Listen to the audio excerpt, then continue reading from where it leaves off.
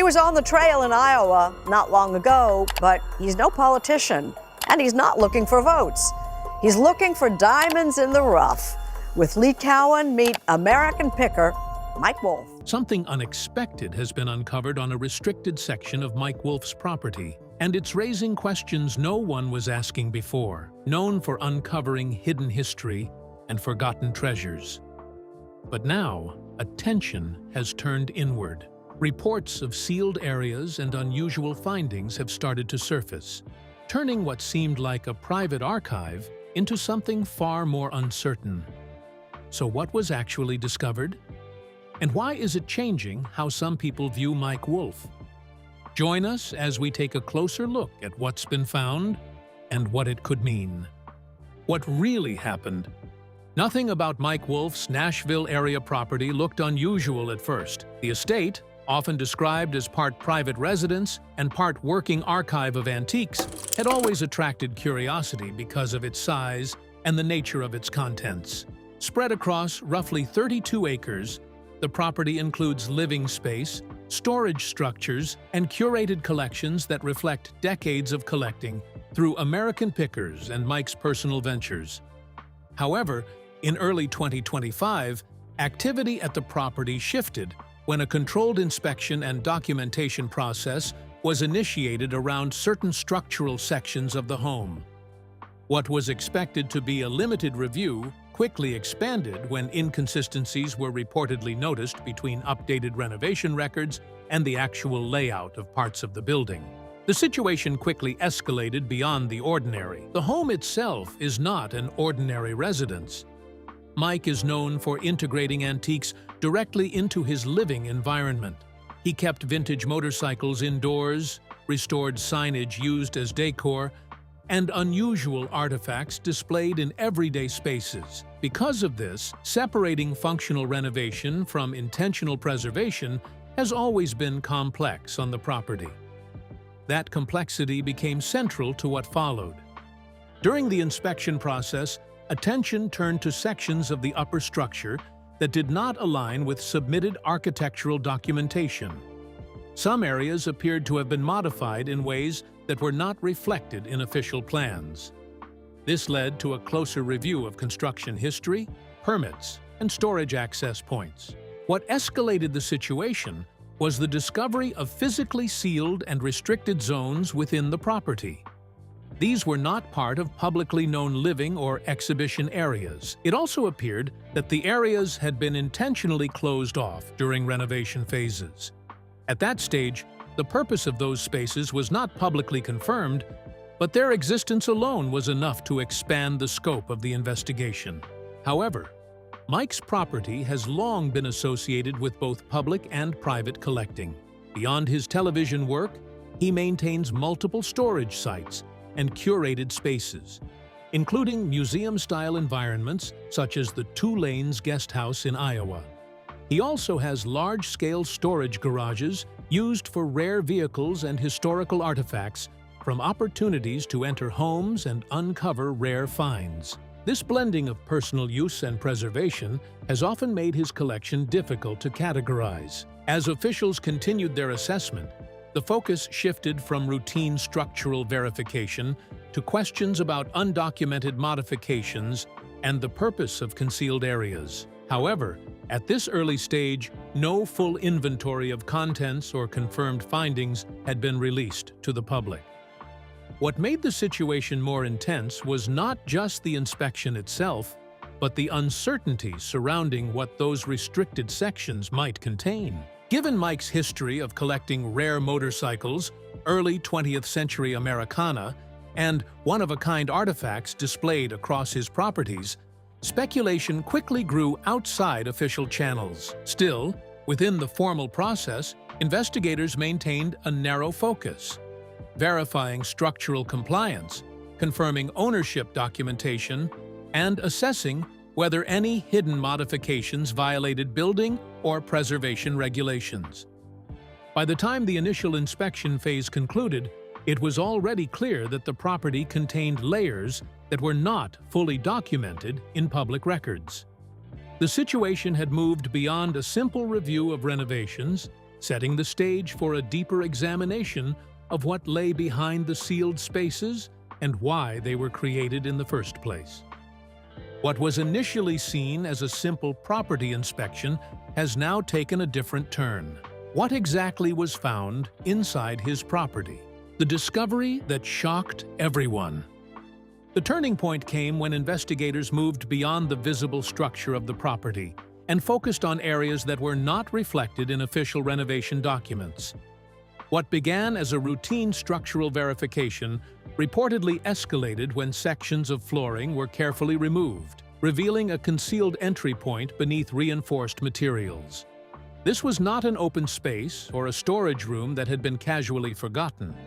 Once entry was secured, the area beneath revealed conditions that immediately separated it from the rest of the property.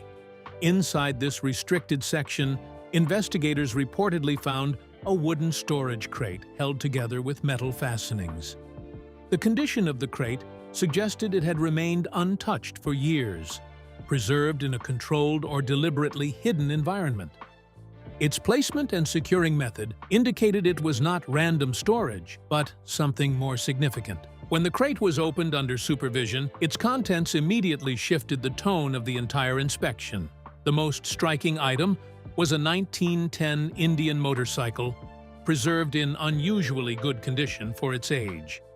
The motorcycle was suspected to have been passed to Mike during his team-up with Indian Motorcycle. With Mike's well-known interest in early motorcycles and American mechanical history, the find was significant, not just for its rarity, but for its potential historical value. Vehicles of this era are highly sought after, and surviving examples in such condition are uncommon in private collections. Alongside the motorcycle was a worn leather notebook. Unlike a simple inventory log, this book contained handwritten entries spanning several years. The pages reportedly listed item descriptions, transaction notes, locations, and initials that appeared to correspond with individuals connected to Mike's professional network over time. What drew the most attention was the structure of the entries. Rather than formal documentation, the notes appeared record-like but informal. They also suggested private tracking rather than official cataloging. Some entries referenced acquisitions and transfers that did not match publicly available sales or exhibition records associated with Mike's known businesses, including antique archaeology and related storage operations. The final section of the notebook contained a short handwritten line that became the center of intense speculation. "You owe me, Mike FF." The initials were quickly associated with Frank Fritz, Mike's former co-host and longtime collaborator on American Pickers. Mike and Frank's on-screen chemistry helped define the series during its early years on the History Channel, attracting millions of viewers. While no official interpretation was confirmed at the scene, the phrasing suggested a personal or unresolved matter connected to past dealings. This discovery changed the direction of the entire inspection. What had been treated as a structural review of a private residence now expanded into questions about documentation, ownership trails, and the movement of valuable artifacts across different periods of Mike's collecting history. At the same time, it added a new layer of complexity to how his personal collection is understood. Mike's known properties already include curated spaces, such as the Two Lanes Guest House in Iowa. The presence of undocumented materials in a sealed area suggested there may be parallel layers of storage not previously accounted for in public records. By the end of this discovery phase, the narrative had shifted. It was no longer about renovation inconsistencies or architectural anomalies alone. It had become a case centered on hidden preservation, private record-keeping, and artifacts that appeared to sit outside the publicly known history of one of America's most recognized antique collectors. However, before all the discoveries and the shifting focus, there was simply a beginning for Mike Wolfe that shaped it all. How it all started. Long before television, Mike was already doing what would later define his career. He was always searching for value in places most people ignored. Growing up in Iowa, He developed an early habit of picking through discarded items, especially bicycles, mechanical parts, and old signage. He saw potential where others saw clutter, and that mindset followed him into adulthood and transitioned his life. As a teenager, Mike began turning those finds into income. He moved from casually collecting items to actively sourcing them from barns, roadside piles, and long-forgotten storage spaces. Each trip sharpened his ability to identify originality, and by his 20s, picking had become a full-time pursuit. Mike spent most of his time traveling across small towns, developing a network of contacts who trusted him enough to grant access to private spaces. That trust became central to his success. Many of the locations he entered had not been opened in years, and the items inside often carried both financial and historical significance. What set Mike apart from others in the trade was his focus on the story as much as on the object. He wasn't just buying antiques, he documented their origins alongside. From who owned them to where they came from and how they had been used, he ensured that everyone was recorded. Over time, he began to see that the process of discovery itself had value beyond the items.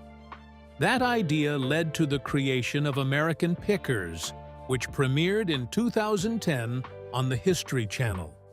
The show followed Mike and his longtime friend Frank Fritz as they traveled across the United States searching for rare and unusual items. Unlike traditional antique programming, it focused on the hunt. The format resonated quickly, drawing millions of viewers and turning Mike into a recognizable figure in the antiques world. As the show grew, so did his business. Antique archaeology expanded into a well-known brand, with locations that combined retail, exhibition, and storytelling. Over time, Mike built a reputation as more than a picker. He became known for identifying cultural value in overlooked places and presenting it in a way that connected with a wide audience. His work contributed to renewed interest in American antiques, especially in small towns and rural areas where many of those items were originally found. But despite the scale of his success, the foundation remained the same.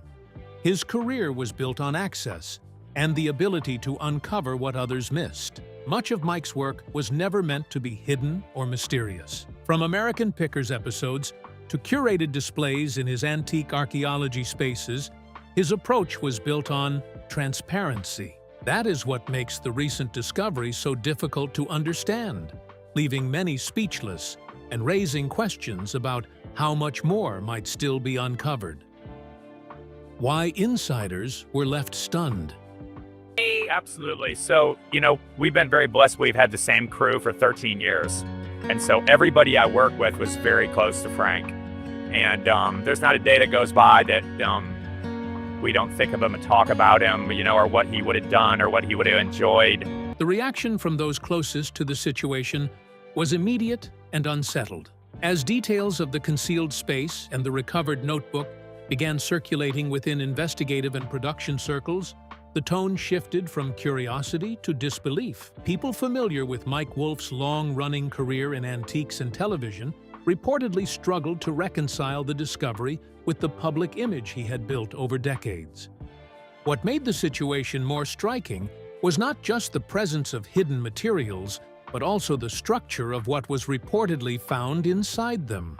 The handwritten notebook contained references that appeared to connect directly to Mike's professional past, including initials that matched individuals from his earlier business and television partnerships.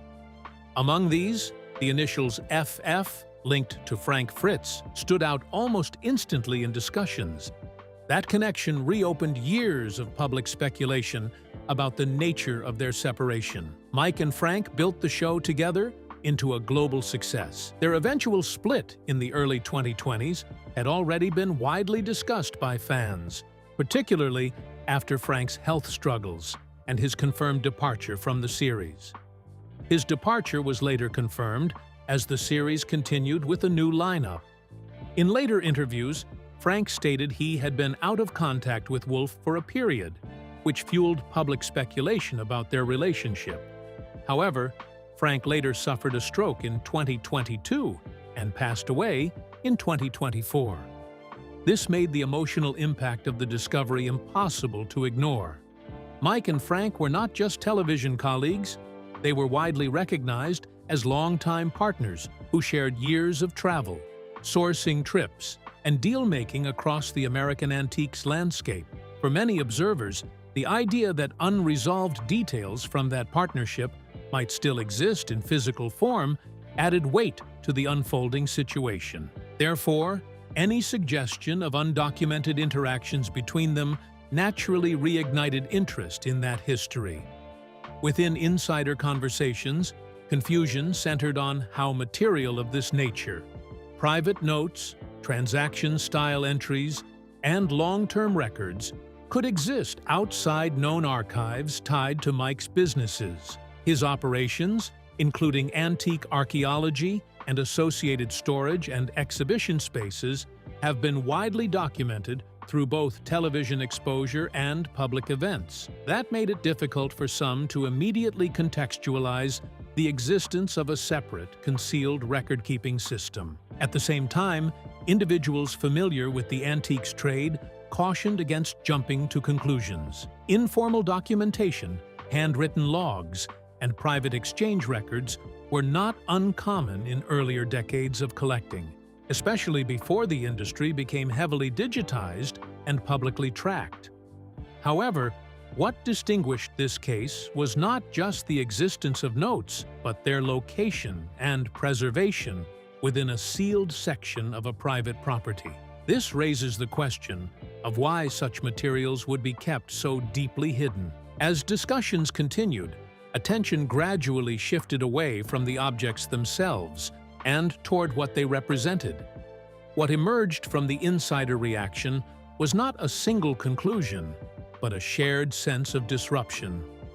The discovery challenged assumptions about transparency in long-running media productions tied to real-world collecting.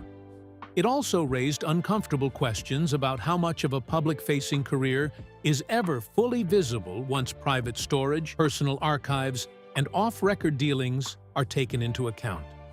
By the time the initial shock settled, one idea remained consistent across conversations. This was no longer just about antiques. And as the findings continue to circulate, attention now shifts from what was discovered to what it ultimately means for Mike Wolfe moving forward. What happens next? As things begin to settle, the focus shifts from what was uncovered to how Mike Wolfe moves forward from here. For someone whose entire career has been built on finding and sharing forgotten pieces of history, this moment marks a rare disruption. This has clearly influenced both his public work and the direction of his private life. The situation has now led some people to question Mike Wolfe's transparency, with trust among certain viewers and collectors now feeling uncertain. However, in recent years, Mike's career has undergone a transition. American Pickers, the series that defined his rise, has been on pause since its 27th season, with production changes and an evolving format reshaping what the show's future may look like. While the brand still carries strong recognition, its role in Mike's day-to-day work has shifted, opening space for other priorities to take shape. Following the recent developments tied to his property, that shift appears to have accelerated.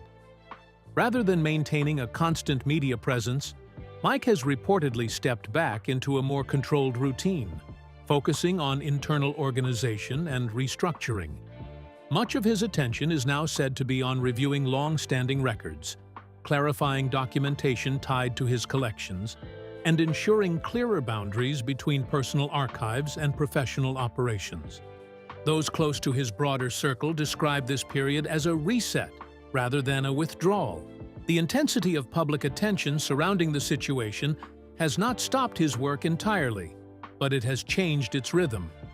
Projects continue, but with greater emphasis on verification and long-term preservation planning. His base in LeClaire, Iowa, where he operates short-term rental ventures, remains a key part of that direction. Spaces like his curated guest properties and restoration-driven environments continue to operate, reflecting his ongoing interest in presenting history through experience rather than storage. These projects, which blend tourism and storytelling, have taken on even greater importance as he steps slightly away from high-profile filming commitments. At the same time, the future of American Pickers sits in a more uncertain but still active position. While there has been no formal end to the franchise, its hiatus and evolving production structure have left room for reconsideration of its format. Whether it returns in its original style or evolves into a different type of storytelling platform remains an open question, but the demand and cultural footprint it built remains strong. The recent discovery has also influenced how both Mike and the public view the idea of collection itself. What was once seen purely as passion and preservation is now being approached with more scrutiny around documentation, ownership clarity, and archival responsibility. For Mike, that has meant taking a more structured approach to how items are stored, recorded, and separated between private and professional spaces. Perhaps people need to understand that Mike Wolfe also has a right to his own private life and personal collections. Despite the speculation surrounding the situation, what stands out most is the shift in tone rather than a shift in identity.